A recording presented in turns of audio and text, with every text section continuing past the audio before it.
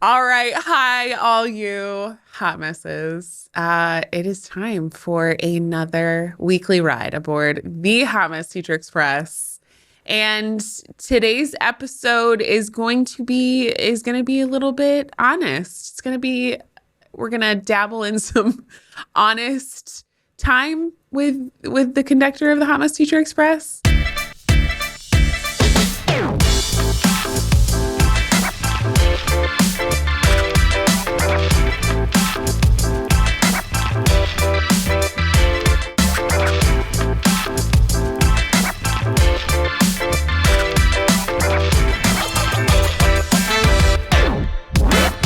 In the summer of 2021, I made a very important life-changing decision. I actually made the decision to leave my classroom. And my reason for leaving was, in short, for personal reasons and knowing myself. I had my baby boy in April of 2021, and my maternity leave took me right into summer break, where I started to really struggle with the idea of leaving him and dropping him off at daycare and going back to school, knowing what I know about the teaching profession. I knew the emotional toll that it was going to take and how I would feel like I need to emotionally be there for students. But then come home after draining myself all day. I would have to go home to be the best mom that I could for a few precious hours before putting him to sleep and then going to sleep myself and then getting up and doing it all over again the next day. My priority for me was raising my little boy and stepping back from raising and teaching other kids. I want to be sure that everyone understands this clarity. This was my decision that was right for me. I feel like whenever someone shares their decision or their reason for leaving or staying, I do feel like I need to be defensive of the judgment that might be coming. She's saying that if I don't stay home and raise my kids, I'm a bad mom, or I'm a bad mom because I'm staying in the class. That's not at all what I am saying at all. I could not emotionally and mentally juggle my new role as a mom with my classroom role in this post pandemic teaching world. And also the guilt that I personally felt for not being 100% present for the kids in my class or my family it was crippling because I felt like I couldn't be 100% for both. I would have to choose. And I could not be the teacher that I wanted to be as a new mom. So I had to reprioritize my life and my goals for the next few years. And so I stepped away. Do I ever miss it? Is a question that I get asked a lot, actually. And my husband will ask it every time we drive by my sweet little elementary school that I used to work at. And the short answer is yes. That might surprise some of you, like who are in the classroom and wanting to leave. Like, there's no way that yeah, I do miss it. And there's something about this job, I wish I could put it into words, and I'm going to try, that has you pour out your entire being and soul in a classroom every day. It's a horrifying experience, but it's also so magical and addicting. And I'm probably romanticizing it at this point, or looking back on my 9 years in the classroom with rose-colored glasses. But there are a few things that I miss specifically. The first thing that comes to mind when I think about the things that I miss about teaching is the back to school time. I don't think I will ever stop not getting a brand new pack of Ticonderoga pencils and Papermate gel pens every August, or a notebook that will be home to words about who knows what, the honest ramblings of a former teacher.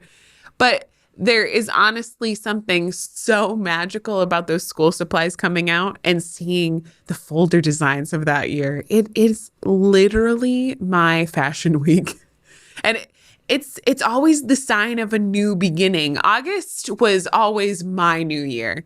January, sure, whatever, cool. It can be everyone else's. But August, it was a fresh start. So full of hope, so full of plans. And then 3 hours into the new school year usually became a bit more of a realistic outlook than wishful and hopeful thinking. But I loved creating my classroom and decorating and deciding on what horrible pun I would put up for the beginning of the year bulletin board. I think my favorite was Are You Ready for S'more Learning? That was a good one. I also did a llama themed one. I can't remember the pun on that one, unfortunately. But I used to go in right around 3 weeks before school started and go into my classroom.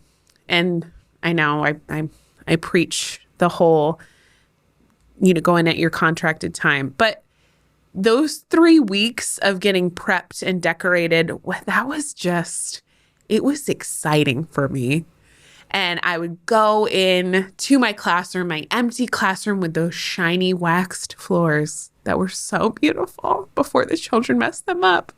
And I would listen to my classroom and what it wanted to be that year. I loved decorating because that classroom was my special space too. I wanted to create a place where kids were proud to come and learn. And they wanted to come into my classroom because I decorated it, or it was a homey place. And then I would also say a lot of swear words trying to put together furniture and frames and decorate my whiteboard Miss Fifth style, or try to figure out an effective way to set up their desks in a new cute configuration, and just throwing out the ideas altogether. And then I would push my teacher desk right out into the hallway for someone else to come and get. And then, being like, I don't need a teacher desk. I don't need that. And then remember that about a week into school that I am a hot mess. And I drag that thing back in. There's also meeting the new class after hearing the horror stories from their teacher from last year. Sidebar, please do not be that teacher that cannot find something positive to say about every child as they go into the next grade. Don't try and scare the teacher about how this class doesn't shut up, or that mom that emails every single hour. I mean, don't lie, but don't be a Debbie Downer either. There's making those connections with those classes and figuring out how each student clicks or doesn't click. It's a puzzle. It was exhausting, but so satisfying. No matter the class, I love and miss this time of year every single year. The other thing that I miss are my coworkers. There is absolutely nothing better than having a teacher bestie. When I left, my teacher besties tried to keep me in the loop with all of the drama that was going on, but it's just not the same because I'm not there to understand or be emotionally invested like they needed to be, like they needed me to be, or like I used to be. I loved the lunches where we would say, as my friend, Mr. Thomas English would say, chat mad shit about some of our coworkers, or just be friends together laughing at the daily drama of the day. Teacher besties understand each other on such a deep level. There's absolutely something so comforting about someone who understands the ins and outs of somewhere where you spend the most of your time. So with that being said, I miss you, Lauren and Bianca. The next thing that I miss is, and this one is very obvious, but the kids. I miss those silly, drive me out of my mind, make me laugh, make me cry faces. To clarify, I never had a class that was traumatic or dangerous to go into. And I know that a lot of teachers are dealing with being emotionally and physically abused by students in their class with absolutely no support from admin or guardians. And those kids that I miss are not those kids, because I've never dealt with those students in my classroom. And I'm so sorry if that is the reality of your classroom and something you're trying to get out of right now. And I so wish that I could be there physically to support you in your classroom. And those are really tough classes. But the students that I'm talking about, and I'm going to toot my own horn here and say that I'm really good at interacting and connecting with my students. Some of the most difficult classes I have ever had were my favorite because we just learned so much together. They taught me to control myself and not take things personally, and the true value of a victory. They taught me how to pick my battles and what things were worth fighting over and what things were not worth my time. We had inside jokes and we made up stupid songs to concepts that we were learning. My first sixth grade class will remember the song that I made up about Mesopotamia forever and ever. I will always remember that song. And they let me try behavior strategy after behavior strategy and then laughed with me when they didn't work for that class. I miss seeing their faces light up when they all understood something, finally, or when they were proud of something that they worked really hard on. I miss hearing their theories and predictions of what was going to happen next in our class read aloud.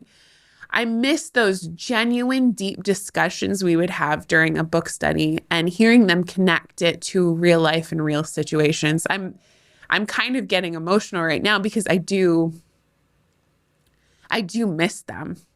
And I miss seeing them be kind humans when no one is watching. It happened every now and again. I miss the magic and the joy that they brought into my classroom. I'm just going to blame these tears on my hormones, okay?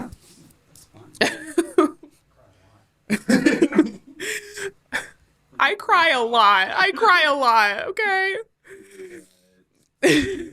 What was that? I'm okay, as long as nothing's running. I'm just like, I just want it cut to like just black raccoon eyes, like, why did I leave?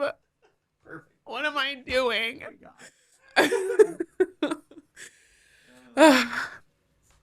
These kids, they would call me their favorite teacher, and I don't care who you are, you love that. You could have the worst day ever with that group of goblins, but they say that you are the best teacher ever, and then they're your crazy goblins. Those kids are why I did what I did every day and what made this decision to stay home with my crazy goblins so hard. And they're also the reason sometimes why I couldn't do what I was supposed to do every day either. For 180 days, they were my class. And then to watch them roam the halls the next few years and pop their head back into my classroom just to say hi, or so excited to see me out at recess or lunch. There's absolutely no more pure connection like that in the world. The next thing that I miss is going to be a 180 turn from the last one. It's the discounts at stores. This is such a small one. And again, hard right turn into the emotional mess that was the reason before. But the discounts that I would get at clothing places or craft stores, or every now and again, those teacher Target discounts, those are really nice. I miss those. We don't get a lot as teachers for discounts, but those few were really nice. The next thing that I miss is the teaching day and the schedule that comes with the teaching day, or the lack thereof of a schedule where you're just going into school and have no idea what is going to happen that day. This is something that I absolutely understand, acknowledge, and know that I am romanticizing the memory of. There were no days that were the same ever in teaching. Every day was a challenge, and some crazy thing would happen, whether it's a behavioral issue or a meeting during your prep or a surprise assembly or your kids just being kids. No Tuesdays were alike, and every single day was different. It was such an accomplishment to get to the end of a teaching day and just to have survived. There's some power in knowing that you just did that. You just did that teaching day. And no wonder I could never function at the end of the day when I went home. A lot of times I would sit in my classroom and just stare at the wall in the silent aftermath of that school day, just breathing and processing so I could do who knows what the next day. Yeah, so this one might be a little bit of a stretch, but I think I miss that sense of accomplishment. I know that a lot of people have heard this before, that teachers make more minute-to-minute decisions than brain surgeons. And I believe that. And that felt like an accomplishment at the end of the day because I could do anything. Anything. That's the way that it felt at the end of a school day. The next thing that I miss is having a purpose. I'm not saying that I don't have a purpose now, but there is an immense amount of pride when you say you're a teacher. After people would console you or maybe even give me pity, people hear me say that I was a teacher and say things like, oh my gosh, I could never do that. Or, wow, good for you. There's some sort of proud feeling being a part of this community of teachers because it does take some special, amazing people to do what teachers do every single day, while also taking the amount of crap that teachers do as well. Everyone knows that teachers should not be treated, paid, or disrespected the way that they are. I walked into my classroom knowing that I could close my classroom door, close out all of the crap, and rock it out as a teacher. Despite being emotionally drained and absolutely exhausted and disrespected, I had a classroom full of students that I could go to every single day. And I had a school and a job and a reason to put on a bra, okay? No one could ever take my classroom from me. Well, except for me, I guess. And when I walked away from my classroom, I felt like I was giving up my part of this community and what I had to offer as Miss Smith. I felt shame in leaving, like I was giving up, and I wasn't strong enough to do it all. Before I'd left, I'd never felt a purpose outside of my classroom. And that was something I had to shift and figure out. I wasn't going to have a class in front of me or colleagues or even this hot mess teaching community to validate me. This is something I'm going to be honest, I'm still struggling with. And I think a lot of teachers who have left are feeling as well. Or I might be totally alone. My purpose now is shifting to take care of my babies in my home. It's not glorious. It's lonely sometimes, but I don't have to wear real pants. So I don't regret leaving the classroom when I did. Education is not the prettiest place to be in right now, and I know that I could not take on that baggage with my personal life changing the way that it was. But I still love teaching, and I know I'm still really good at it. I'm not closing the door on never going back to the classroom. I do love my job with board teachers and making people laugh and bringing joy and reality where I can to this beautiful community. But listen, whatever your decision is, it's for you. Remember, it's your decision.